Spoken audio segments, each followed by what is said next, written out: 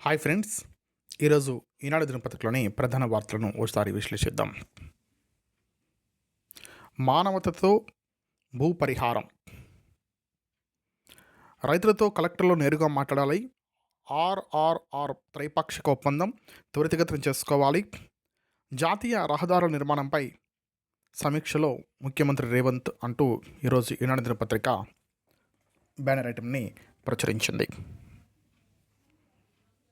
తర్వాత దారుణ యాప్లు, పెచ్చిమెరుతున్న రుణ సంస్థల ఆగడాలు, అప్పు తీసుకున్న వ్యక్తితో పాటు సన్నిహితులు మిత్రులకు వేధింపులు, ఉక్కిరి చేస్తూ పరువు తీసే వ్యూహం, పోలీసులకు ఫిర్యాదు చేస్తున్న ఫలితం మాత్రమే అంటూ ఈ రుణ యాప్లకు సంబంధించినటువంటి ఓ కథనాన్ని ఈనాడు దినపత్రిక ప్రచురించింది.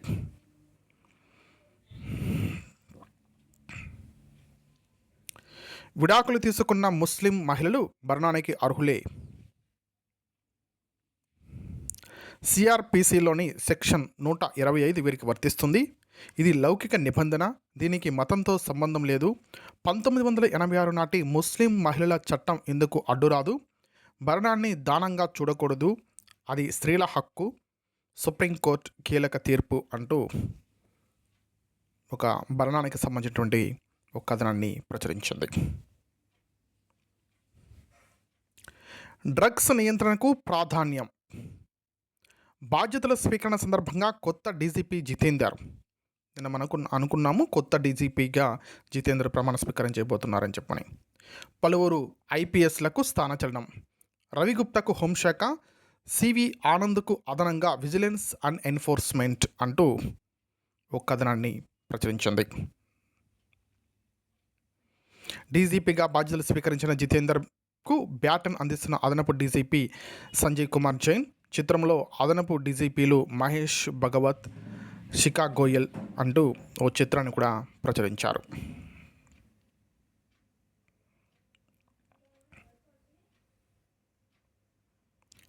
ప్రభుత్వ ఉన్నత పాఠశాలకు గణితం, సైన్స్ కిట్లు 10.89 కోట్లతో 2,635 పాఠశాలకు సరఫరా. 99 బడుల్లో కొత్తగా వొకేషనల్ విద్య, పాఠశాల విద్యాశాఖ నిర్ణయం అంటూ ఓ కథనాన్ని ప్రచురించారు. అలాగే విద్యార్థులకు అందించే సైన్స్ కిట్ నమూనాతో కూడినటువంటి ఓ చిత్రాన్ని కూడా ప్రచురించారు. ఇక లోపల పేజీల వార్తలను కూడా చూద్దాం ఒకసారి. యుద్ధానికి ఇది సమయం కాదు, అమాయకుల ప్రాణం తీయటం సరికాదు ప్రధాని మోదీ. ఆసియా ఛాన్సలర్ అధ్యక్షులతో భేటీ, సంయుక్త ప్రకటన అంటూ దీని వివరాలు 10వ పేజీలో ప్రచురించారు. ప్రధాని మోదీతో సెల్ఫీ తీసుకుంటున్న ఆస్ట్రియా ఛాన్సలర్ కార్ల్ నెహమ్మర్ అంటూ చిత్రాన్ని ప్రచురించారు. తీతీదే మాజీ ఈవో ధర్మారెడ్డిపై విజిలెన్స్ విచారణ. సమాచార పౌర సంబంధాల శాఖ మాజీ కమిషనర్ విజయ్ కుమార్ రెడ్డి పైన ఆదేశించిన ఏపీ ప్రభుత్వం. దీనికి సంబంధించిన వివరాలు 9వ పేజీలో ప్రచురించారు. ఐఏఎస్ అధికారి అంటూ మోసగించి వివాహం, భార్యను నమ్మించి 2 కోట్లు వసూలు చేసిన ప్రబుద్ధుడు, బాధితురాలి ఫిర్యాదుతో 3 అరెస్టు అంటూ దీనికి సంబంధించినటువంటి పూర్తి వివరాలు 3వ పేజీలో ప్రచురించారు. 3 పిల్లలతో తండ్రి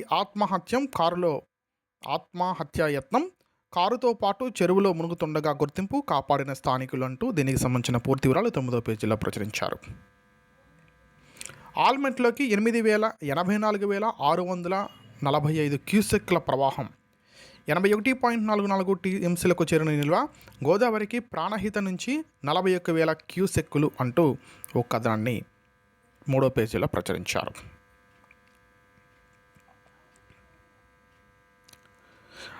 అన్ని వర్గాల సూచనల మేరకే రైతు భరోసా విధి విధానాలు శాసనసభలో చర్చించి అమలు చేస్తాము. కార్యశాలలో ఉప ముఖ్యమంత్రి మల్లు బట్టి విక్రమార్క.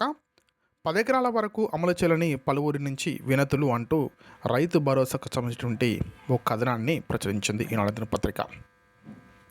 తర్వాత వైద్య విధాన పరిషత్ రద్దు, ఆ స్థానంలో డైరెక్టరేట్ ఆఫ్ సెకండరీ హెల్త్ ఏర్పాటు. రానున్న అసెంబ్లీ సమావేశాల్లోనే బిల్లు. ప్రతి 30 కిలోమీటర్ల పరిధిలో మెరుగైన వైద్య సదుపాయం లక్ష్యంగా ప్రభుత్వం అడుగులు అంటూ ఈనాడు దినపత్రిక ఓ కథనాన్ని ప్రచురించింది. ఇవి ఈనాడు దినపత్రికలోని ప్రధాన వార్తలు. మీరు ఇప్పటివరకు విన్నది ప్రసాద్ భారతి స్వరంతో. Okay, thank you for watching. I shall meet again in the next video.